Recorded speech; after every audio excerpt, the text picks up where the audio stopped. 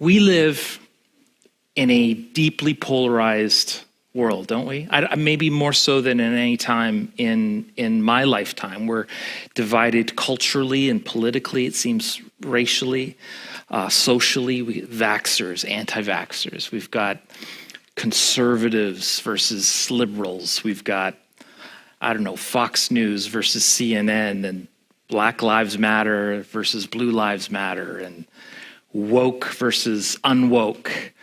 God-fearing, Bible-carrying, King James-only complementarian reformers versus progressive, egalitarian, critical race theorists, soy milk drinking, Leafs fans versus everybody. So is there anything that can kind of bring us all together, anything we can kind of agree on? Interestingly, yes.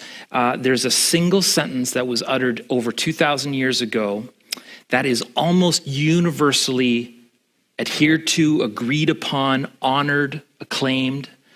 It's so unifying, in fact, that back in 1993, 143 leaders representing all of the world's major religions, Buddhist, Muslim, Hindu, Baha'i, Jews, Sikhs, affirmed it as a universal truth and incorporated it into this statement called the Declaration Toward a Global Ethic.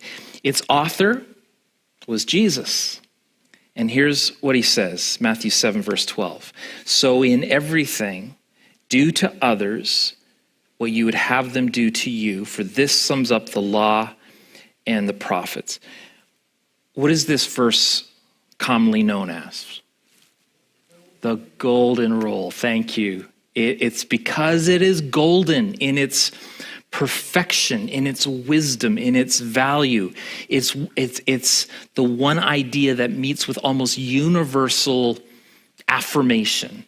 And we're on this home stretch of a series on the Sermon on the Mount, the most famous message that Jesus, really the most famous message that anyone ever gave.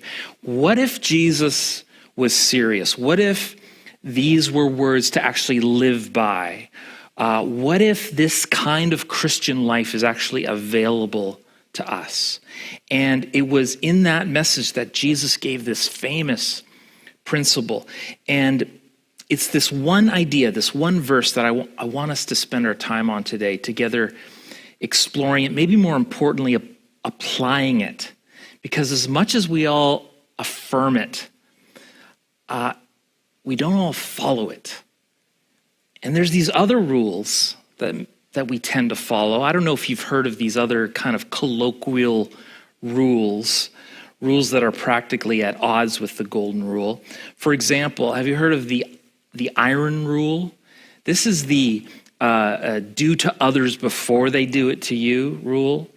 It's, the might makes right, take no prisoners approach to people. Maybe some of you in the high stakes business world feel you need to live by that rule. Maybe you're the youngest of 5 brothers who feels you better strike first mentality.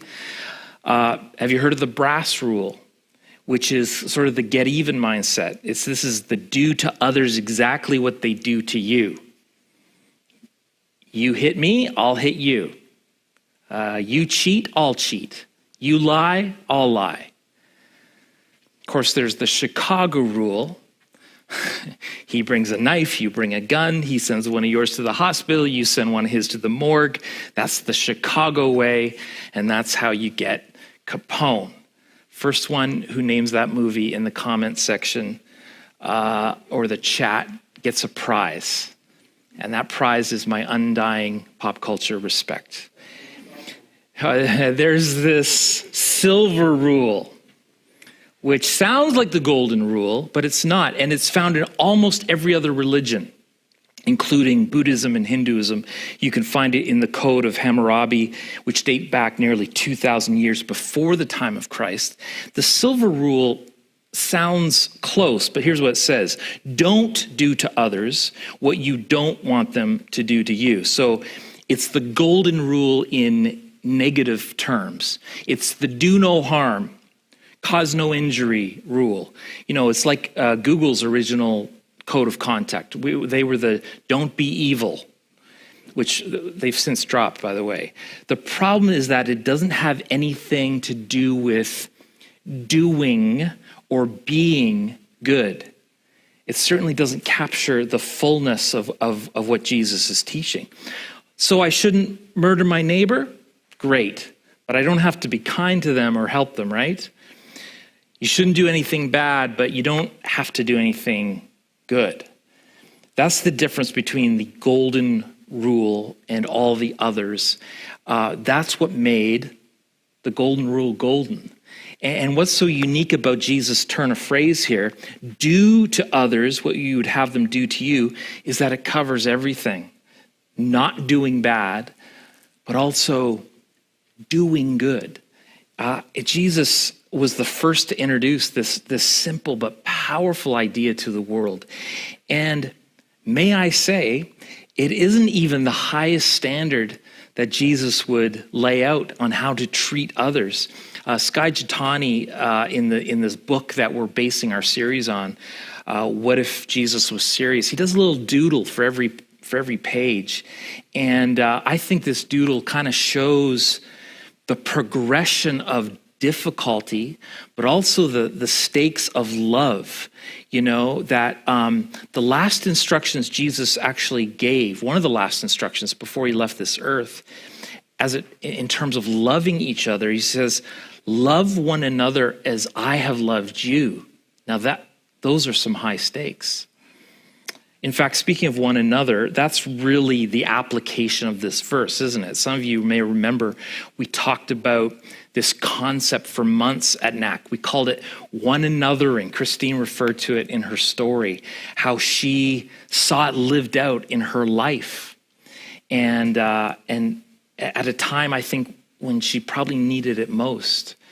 One anothering is sort of a made-up word, but we called it that because in the New Testament alone, there are 59 times, as far as I can tell, that there are verses that encourage us to serve one another, encourage one another, pray for one another, love one another, verses that essentially lay out how we should apply the golden rule. So, y'all remember this? I'll be your CRO today, your chief reminding officer. Live in harmony with one another, Romans says. Be patient, bearing with one another. In love, Ephesians says. Spur one another on towards love and good deeds. Accept one another. Be kind and compassionate to one another. Strengthen one another. Forgive whatever grievances you may have against one another. Offer hospitality to one another. And then, over and over again is this, first uttered by Jesus himself, love one another. I mean, can you imagine a world like that? Can you imagine everybody doing those things to each other, actually living out this golden rule, devoted, patient, bearing, accepting, kind, compassionate, forgiving, loving one another? So, what if Jesus was serious and he wasn't just making a cute axiom, a little bumper sticker to be included on some, global ethics statement, but actually wants us to live like this? Jesus sets a pretty high bar. Dallas Willard says in The Divine Conspiracy, the golden rule is devoted to the good in the lives of those around us. And this reaches far beyond the mere absence of harm. It aspires towards a remarkable richness in their lives, not simply the alleviation of their suffering. I mean, a lot of us have a kind of a live and let live philosophy. You don't bother me, I won't bother you. I'll pull my car into the garage at night. You do the same. Thank goodness we have these clear property lines. You'll never be able to say that I'm a source of harm in your life. Yeah, you're right. You wouldn't actually be able to say that I'm a source of anything in your life. Not hope or encouragement or goodness. According to Jesus, it's just too low a bar to live with this do no harm mentality. We're actually supposed to seek for the flourishing of others. It's a little more hands-on, isn't it? Goodness through commission, not just omission.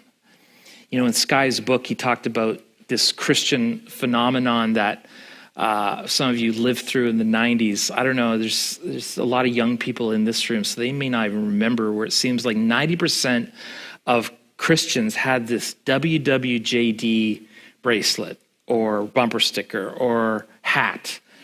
And the question of what would Jesus do in any given situation is actually pretty hard to answer. I mean, how does one know the mind of a completely perfect, glorified, holy, timeless, supremely wise, and benevolent God? How do we know how to interact in our various walks of life, at work, at home, at school?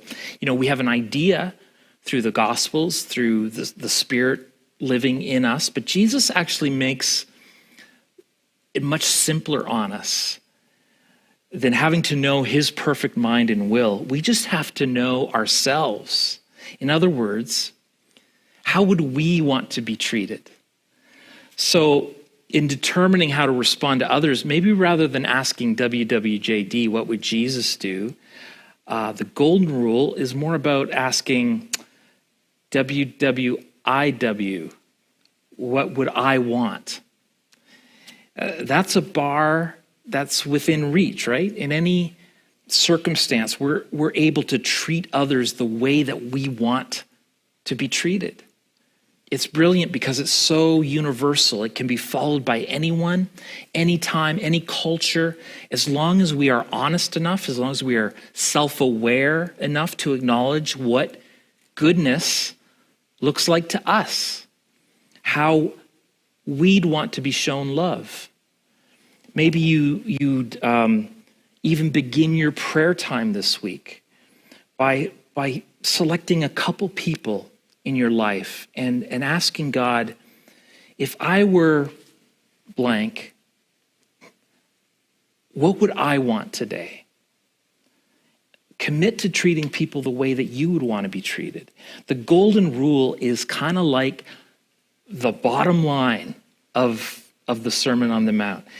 Jesus, would you just kind of bottom line it for us here? You know, all this stuff about judging and gossip and hypocrisy and mercy and forgiveness, that's a lot to remember. Could you kind of just give us the headline? Okay? Do unto others. This sums up the law and the prophets. This simple rule might be the best way not to grieve the Spirit.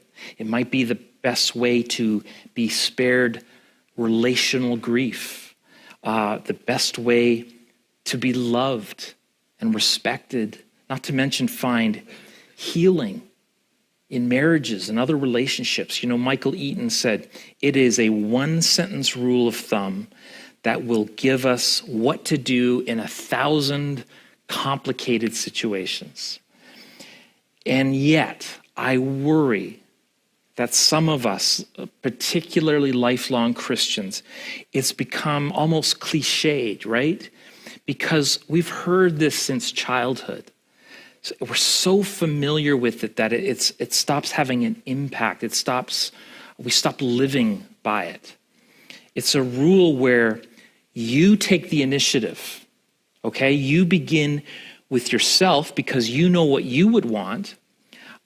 It might mean becoming vulnerable if that's what the situation calls for, not being defensive, turning the other cheek maybe. There's so many characteristics of what it looks like to do unto others. And again, I'd refer you to our one anothering teaching series. You can find that on our media page at the website. But let me just use 5 words as examples of what it means to live out the golden rule. I could have picked 100 different words, but hopefully these 5 words might even spur on your own creativity, your own thinking. I've done something very annoying that pastors do, and I've used like an alliterative device. Every word starts with G. I know, I would beat myself up if I could, but it's just what we do. So what does it look like to do unto others? I think it starts with G, genuineness. We want people to be unhypocritical, don't we? We're hoping that they'll be true. We want to be able to trust them. Are they real? You know, often relationships sort of go in these phases. The first phase is the honeymoon. We think we found the perfect friend. We like all the same things. The conversation just comes so easily. It's like we're brothers from different mothers. It's like we're sisters from different misters, right? It's easy and fun and thrilling. Inevitably, there's going to be some form of disillusionment, phase 2, right? Oh, they're not all they're cracked up to be. They're a little more annoying, a little more needy, a little less fun than I thought they were. And at worst, we might even feel a bit deceived.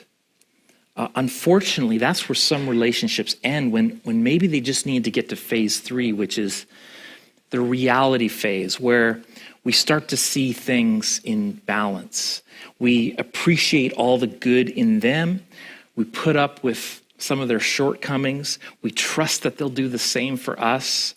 It takes a little time to get to that spot, to find out what a person is really like. You know, thankfully, most people do not end up on a pedestal that we initially put them on. In fact, I would have to say that every person I have admired a little too much, sooner or later has disappointed me in one way or another. But that's not their fault. That's my fault, actually. We want to trust from others, whether we are buying a used car from them or learning from them or investing time, energy, money in them. We want them to be real, reliable, genuine. We want that in ourselves. Let's be that way ourselves, even if they are not.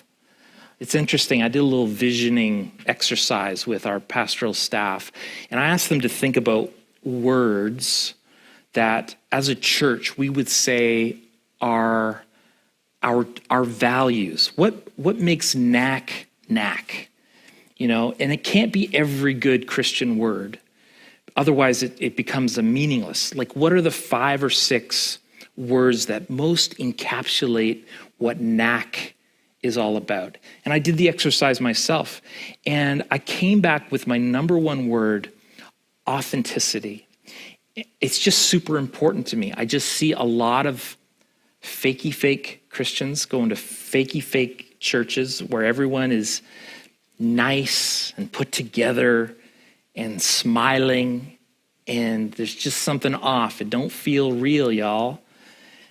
And I thought, Jonathan, this is just your holy discontent thing. Surely there are 20 more important words than authenticity. Wouldn't you know it? Both Pastor Chris and Pastor Glenn came back with a word similar to that: genuineness, authenticity. I'm so glad to be part of a church that is trying to live like that. You know, we don't get this 100% of the time for sure, but we are definitely a no perfect people allowed zone, right? Come as you are, but just bring your true self, as vulnerable as that can be at times.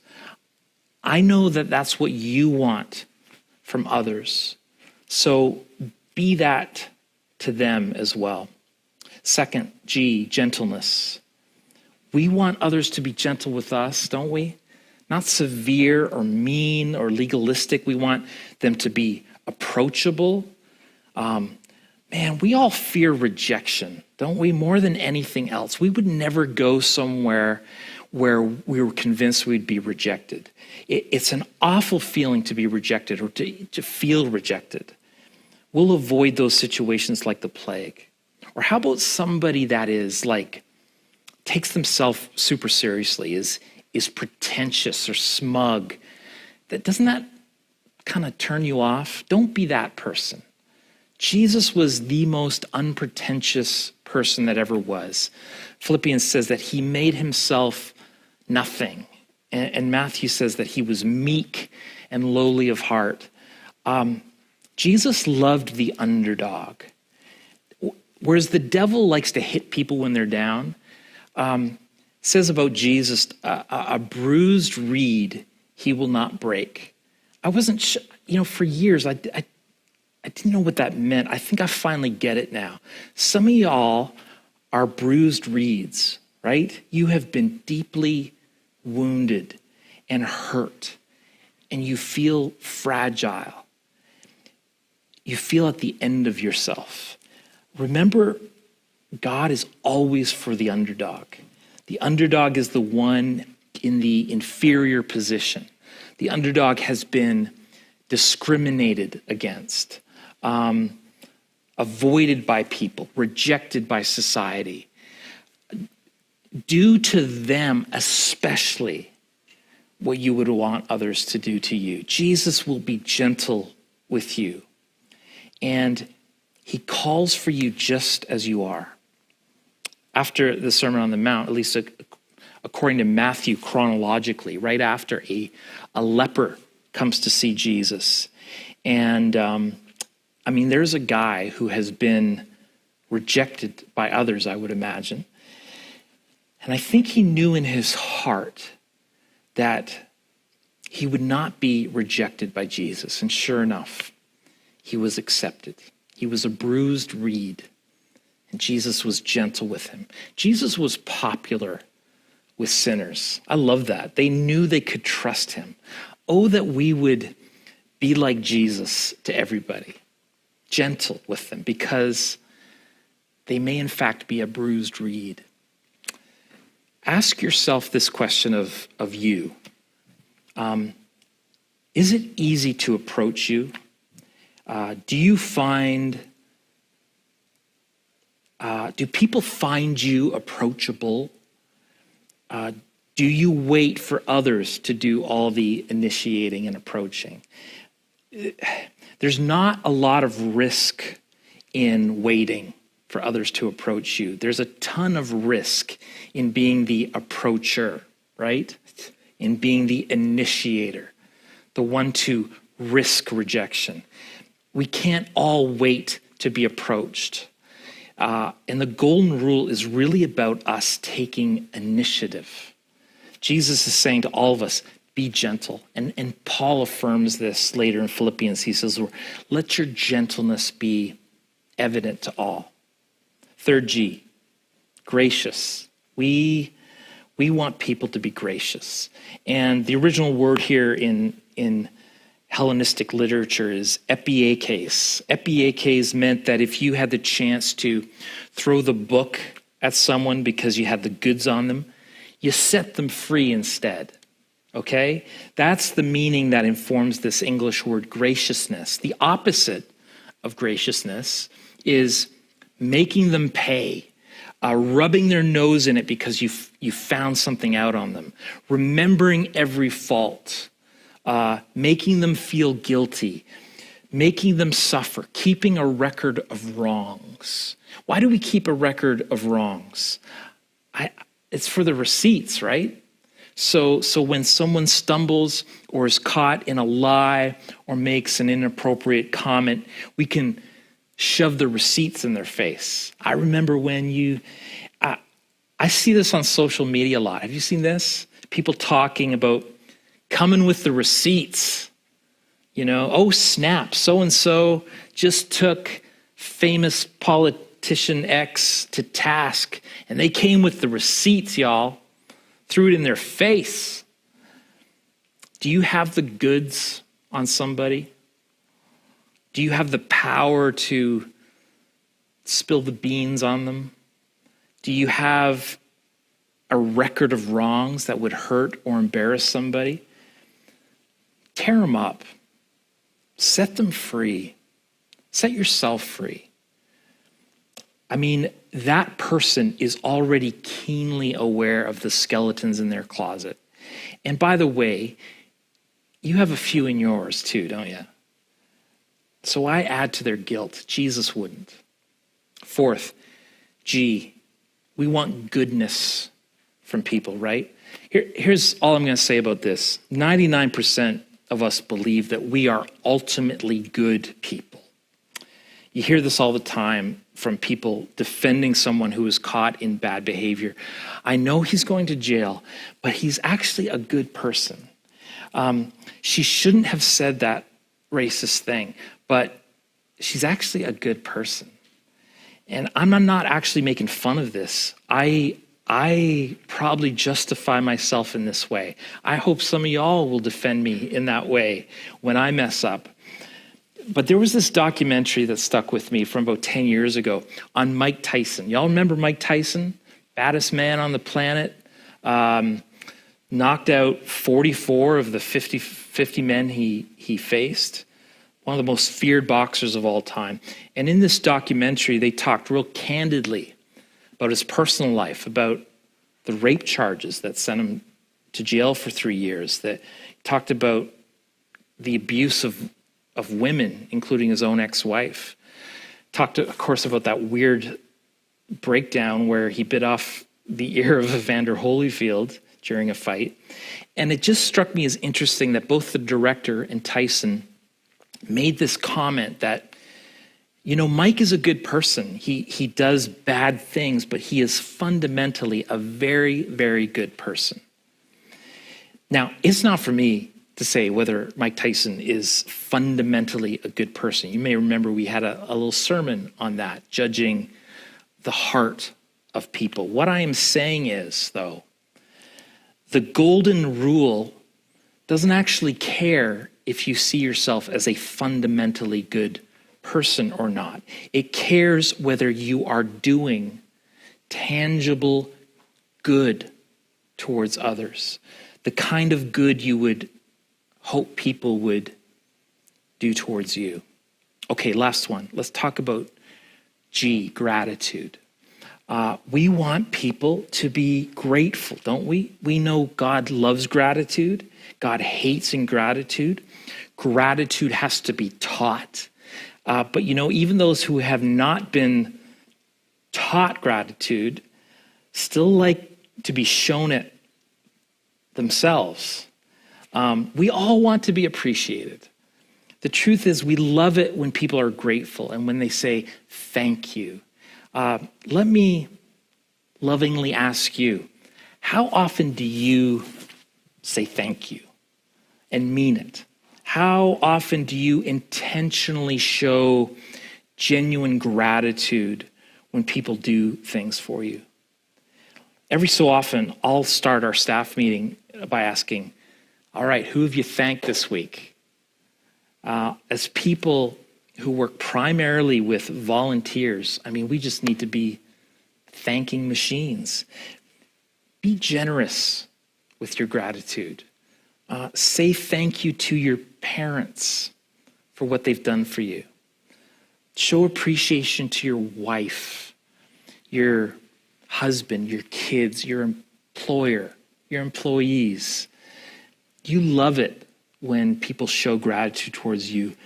Do the same towards them.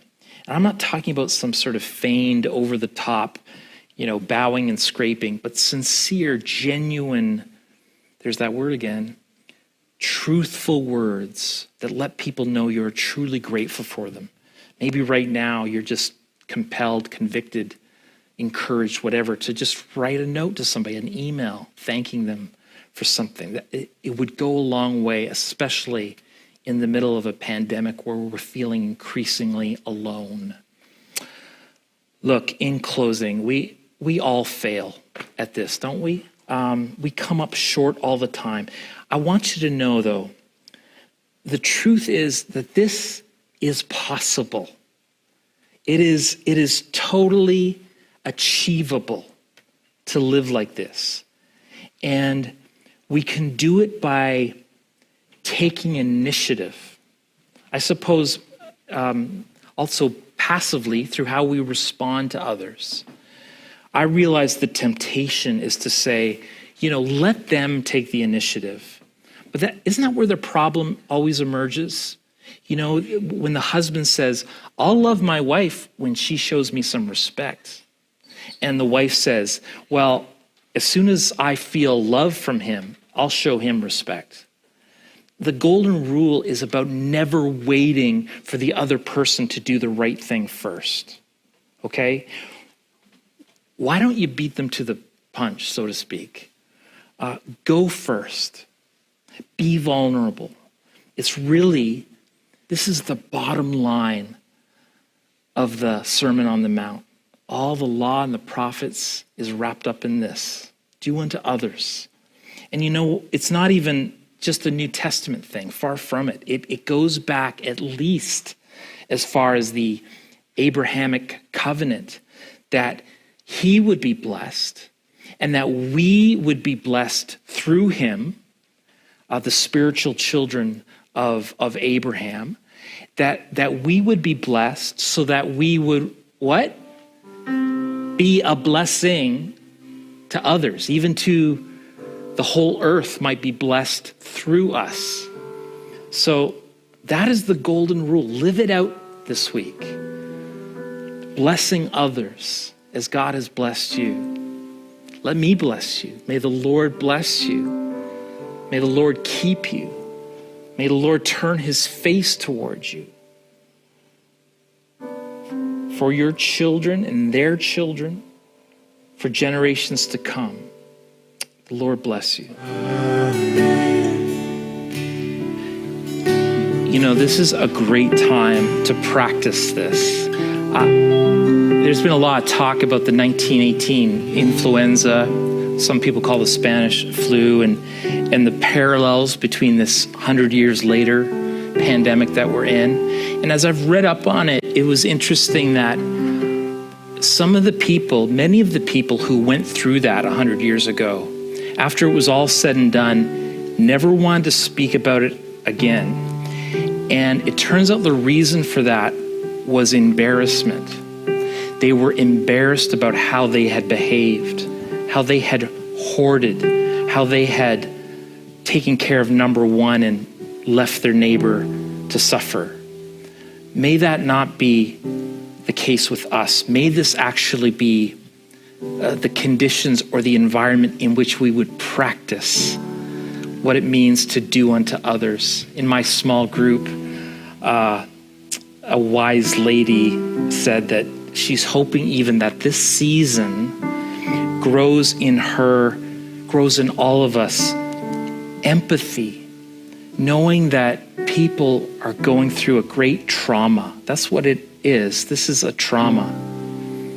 And as tempting as it would be to be ministered to kind of wait and just let others serve and minister to you, you take the initiative, do unto others, and serve and minister them. It's so great to be a church member, to watch church, to engage in church. But more than that, the spirit of doing unto others is now to go and be the church. You sure are loved people. Hope you know that. God bless you.